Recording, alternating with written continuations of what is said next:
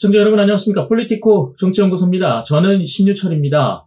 자, 이 시간에 여러분들과 얘기 나눠볼 것은 백현동이 드디어 분리기소가 된다는 소식이 나온 지 한 2주 만에 실제로 이제 분리기소가 됐습니다. 근데 사실 이재명이 구속영장 실질심사에서 기각이 된 이후로 아마도 위증교사가 제일 먼저 기소가 되지 않을까에 대한 추측이 제일 많았거든요. 여러분들도 그런 뉴스 많이 보셨을 거예요. 저 역시도 쉬운 건부터 먼저 가려나 보다 이렇게 생각을 했는데 검찰발 소식들을 보니까 백현동이 먼저 갈 수밖에 없었네요. 검찰이나 이런 데서 나오는 정보들을 이제 보면 이렇게 참고사항으로 당구장 표시라든지 뭐 이런 것들이 좀 있거든요. 그것들을 보니까 브로커라고 돼 있는 김인섭이 지금 구속된 지가 5월 2일이에요. 그리고 민간업자 최바울, 그 사람이 구속된 지가 또 6월 27일. 그러니까 이렇게 구속이 된 지 조금 시기가 지났고 아마도 1심 이제 나오려면 구속이 6개월이 만길 거예요. 요거를 먼저 끝내놔야 이들에 대한 이제 형집행이 시작이 될 거고 아마 그래서 지금 요거 먼저 서두르는 게 아닌가 그렇게 보여집니다. 5월에 구속이 됐으니까 11월에는 출소를 해야 되잖아요. 그러니까 그 전에 이거에 대한 혐의 입증을 먼저 하는 게 급한 부분이 아니었을까? 네, 그렇게 보여져요. 일단은 백현동 개발 비리는 여러분들도 다 알죠. 지금 피고 이렇게 해서 나온 게 이제 이재명 얘기인데 정확하게는 이재명과 정진상 둘이죠.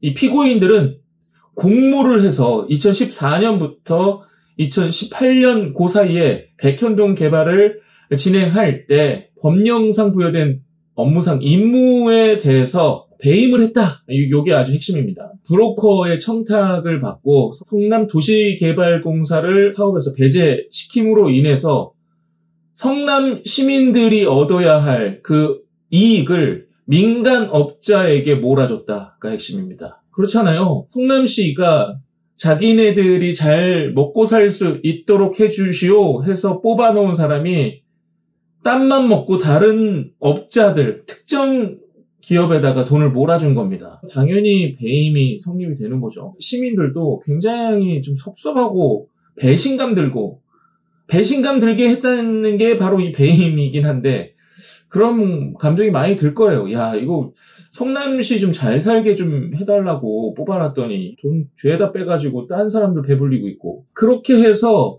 이 엉뚱한 기업에 1356억 원의 이득을 취하게 했다.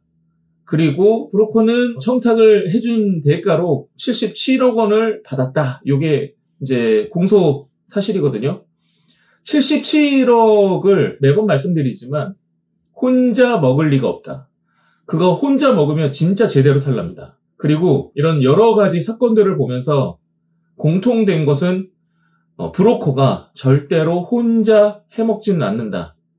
브로커가 혼자 해먹으면 혼자 다 뒤집어 쓰기 때문에 여기저기 발을 얹혀두거든요. 되게 상식적이죠. 그렇기 때문에 이번 건에서도 부탁을 하면서 뭔가를 건네지 그냥 부탁만 하지는 않는다 이겁니다. 캠프에 있었다는 사실만으로 부탁을 해서 돌아주지 않습니다. 캠프에 있었기 때문에 부탁을 한번 들어봐 준 거지. 그 부탁을 하면서 빈손으로 갈 리가 만무하다. 아마 검찰도 이 부분에 대해서 집중적으로 혐의 입증을 하리라고 봅니다. 아주 상식적이고 그동안 수사해온 경험을 바탕으로 이번 수사도 임할 것이기 때문에 그냥 넘어가지는 않을 겁니다.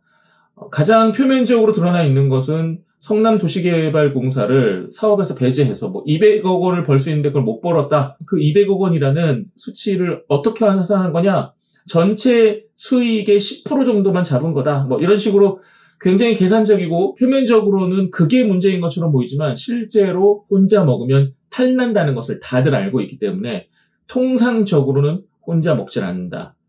나눠줬을 것이고 그게 정진상에게 얼마나 갔을지 이재명에게 얼마나 갔을지는 이제 재판을 통해서 그거를 캐내야 하겠죠.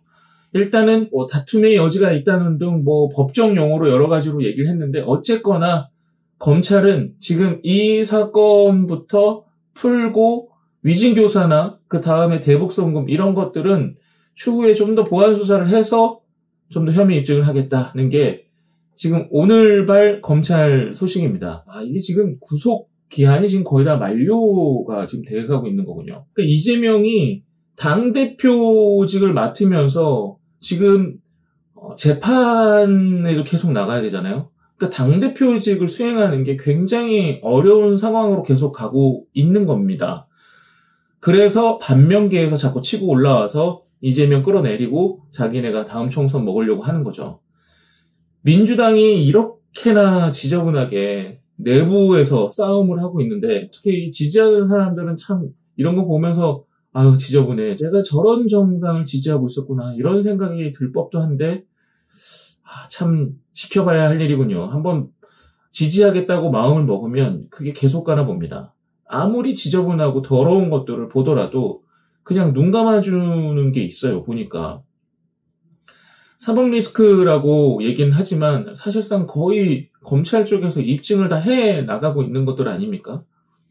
검찰 수사에서 피해갈 수 없는 부분들이 자꾸 나오고 지금은 일단 백현동에 대해서 기소를 하고 있지만 사실 성남FC 건도 그렇고 대북 송금 건도 그렇고 다들 방향이 이 범죄의 이 죄의 가장 수뇌부에 있는 사람이 누구라고 다들 가리키고 있는데 그거를 보면서도 그냥 눈 감고 지지한다는 게 솔직히 조금은 이해가 되지는 않습니다.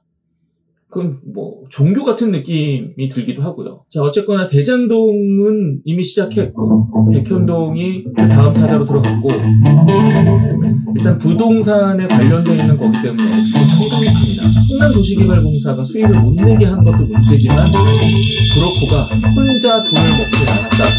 이 부분에 대해서 아마 얘기가 나올 것이고 그렇게 되면 정진상이 하려면 정진상이 실제로 마음을 돌리게 되면 실제로 자기가 했던 일들을 폭로하게 되면 이재명의